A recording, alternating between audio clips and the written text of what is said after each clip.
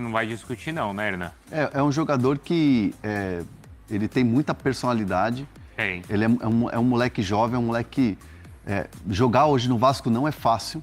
Jogar no Vasco não é fácil pelo tempo que o time está sem vencer. Essa coisa de time sobe, desce, crise, problemas financeiros, problemas políticos. E jogar no Vasco com essa característica de ser um jovem, de ser um jogador que vem da base e tal, não é fácil. E ele tá fazendo isso muito bem. E os clubes aí da Europa avaliam assim também o Ryan? Já tem interesse, tem valor? Como é que tá o moral dele por aí, Bruno Andrade? Ô Bruno, quando a gente estreou nosso programa, nossa live na segunda-feira, um dos recortes que mais viralizaram, ele nem era assunto, mas eu incluí o Ryan, porque na ocasião o Hernan falava sobre as vendas, as contratações, enfim, o vai e vem do Vasco, e eu recordei que o Porto aqui de Portugal havia tentado o Ryan na última janela, a negociação não foi para frente porque o Vasco colocou a fasquia lá em cima, 18 milhões de euros, o Porto gostou, diz que continuaria acompanhando, que tentaria então para janeiro uma proposta. A questão é que daquele momento para cá, e também juntando a segunda-feira porque trouxemos essa informação, o Ryan lá atrás era avaliado em 18 milhões de euros pelo Vasco, agora já ficou avaliado em 30 milhões de euros, ou seja, um acréscimo de 12 milhões de euros na avaliação interna do Vasco, isso dá mais ou menos 191 milhões de reais, muito por conta, claro, da evolução nos últimos jogos, dos elogios do Fernando Diniz, e também coloco aqui o recente elogio, o Felipe Melo fez coro publicamente também para ter o Ryan e para ver o Ryan na seleção brasileira. Então aqui, a primeira informação envolvendo o Ryan para além daquela que o Porto continua interessado, de 18 milhões de euros para 30 milhões de euros é a avaliação dele de mercado interna. Como o contrato é curto, ou seja, é muito pouco provável você vender um jogador por 30 milhões de euros faltando só um ano de contrato. O contrato dele termina em dezembro de 2026. E apurando aqui sobre valores interessados, o que me passaram é que o Vasco já procurou e abriu conversas para tentar, se vai conseguir é outra história, mas para tentar renovar o contrato do Ryan, esticar a duração de contrato, valorizar o salário dele e aumentar a multa rescisória para ter uma segurança, uma proteção em relação a eventuais interessados. Então a negociação para a renovação está em andamento, as conversas, o valor de mercado cresceu e outro ponto que mostra e garante de fato que os tubarões do futebol europeu vão atrás do Ryan em janeiro, alguns já foram inclusive em agosto, ele tem ali como intermediário, ele não é agenciado por esse profissional, mas ele é intermediado pelo Pini Zahavi. O Pini Zahavi é sócio do Humberto Paiva, brasileiro. A última imagem que nós temos de Pini Zahavi e Humberto Paiva foram eles os intermediários da negociação do Neymar, quando o Neymar sai do Barcelona para o Paris Saint-Germain. Foram esses dois profissionais, para além do pai, Neymar pai, foram os três que fizeram essa negociação. O Pini Zahavi, para os mais antigos, se a gente puxar um pouco a cassete para trás, foi ele que, juntamente com Kia Jorabichian, foram os nomes fortes da MSI no Corinthians ali entre 2005 e 2007. É um israelense que continua muito forte no futebol, continua muito ligado, é dos principais empresários do futebol mundial. Então o Pini Zahavi tem ali uma autorização para buscar interessados, para buscar propostas pelo Ryan em janeiro.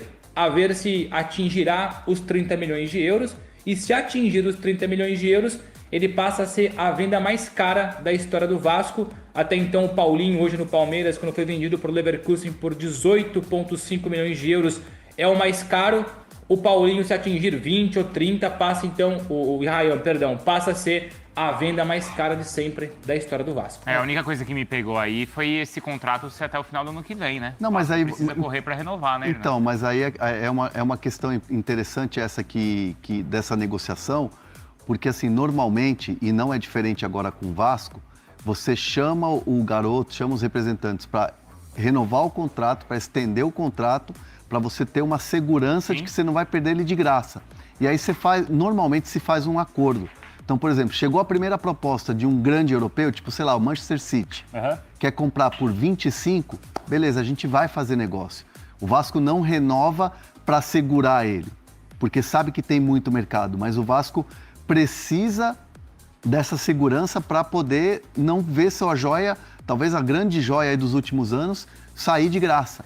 Então, assim, e como a relação do garoto com os seus familiares, dos empresários com o Vasco é muito boa, e o Pedrinho é um cara muito do diálogo, não é do confronto, é do diálogo, essa renovação tem tudo para sair, para o Vasco se sentir seguro, né, e valorizado para poder fazer uma venda e, claro, com um, entre aspas, acerto, que se vier uma proposta que seja interessante para o Rayan, para os representantes, o Vasco ajuda fazendo o negócio. E que o Vasco tem essa segurança para renovar e para pedir aí esses 30 milhões, né? Não vender... Eu não tenho dúvida que se ele jogasse num time equilibrado financeiramente, né, Bruno, como...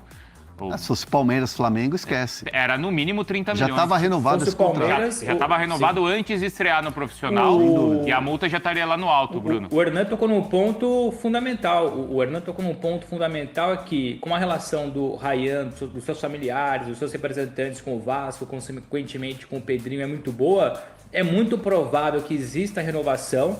Até para não sair de graça, é muito pouco provável o Rayan fechar essa porta assim pro Vasco, sem fazer com que o Vasco receba 0 bola. Então é uma renovação, claro, para valorizar o jogador, enquanto ele não sai, o salário fica maior, mas é muito mais para proteger em relação à multa e o Vasco receber alguma coisa. E só para fechar do meu lado, pelo menos em relação ao Rayan, para além do Porto, que nós já falamos, ele tem interessados no futebol inglês e também interessados na Arábia Saudita, que sempre tem muito dinheiro, e ele entra naquela lista de jogadores abaixo de 21 anos que podem ser inscritos como estrangeiros. Não custa lembrar que na Arábia Saudita você pode inscrever até 10 estrangeiros, 8 acima de 21 anos e 2 abaixo de 21 anos. E muitos dos clubes, dos principais, sempre tem ali uma vaguinha aberta para esse jogador abaixo de 21 anos. Então o Rayan passa a ser muito apetecível, não só para o futebol europeu, mas também para o futebol saudita. E tem também um outro ponto importante, que é o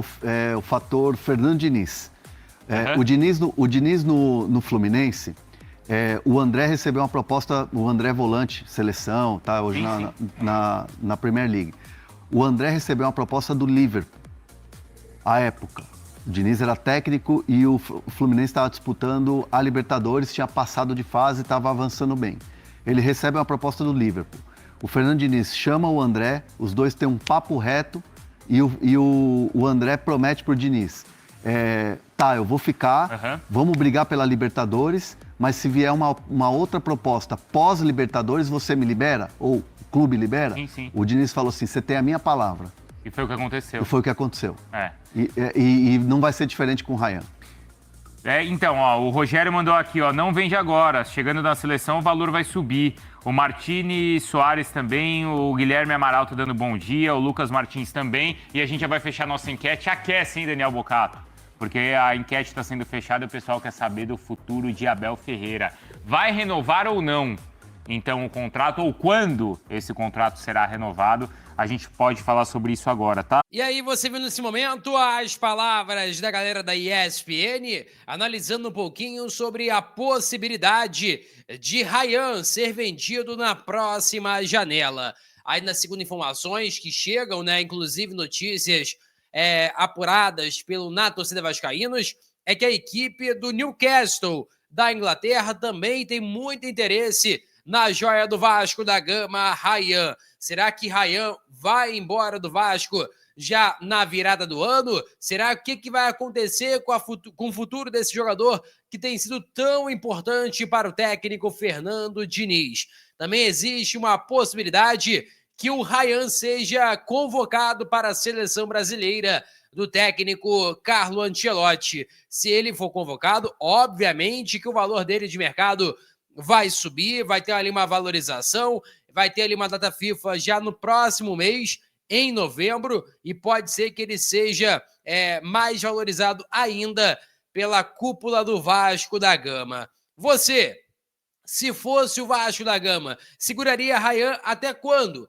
Até meio do ano que vem? Até a próxima janela? Ou acha que a primeira proposta que chegar acima de 30 milhões de euros teria que negociar? Como que você enxerga esse jogador saindo do Vasco? Você acha que o Vasco já tem um substituto, que é o Andrés Gomes, ou teria que buscar no mercado? Como que é a sua análise em relação a esse jogador? Eu acho jogador de muita qualidade, jogador que vem se destacando demais, tem 10 gols, se não me falha a memória, no Brasileiro, 10, 11 gols ali aproximadamente.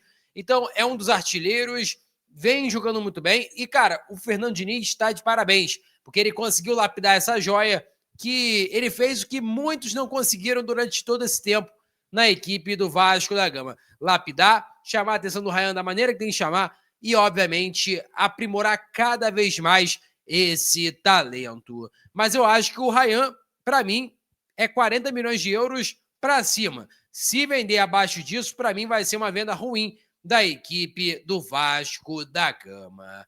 Eu peço a você que deixe o like, é muito importante para o nosso canal. Acione o sininho de notificação para não perder nenhum conteúdo. Nossa meta é alcançar o mais rápido possível 70 mil, conto muito com a sua ajuda e também com a sua moral. Vou ficando por aqui, valeu, tamo junto e é nóis! Fui!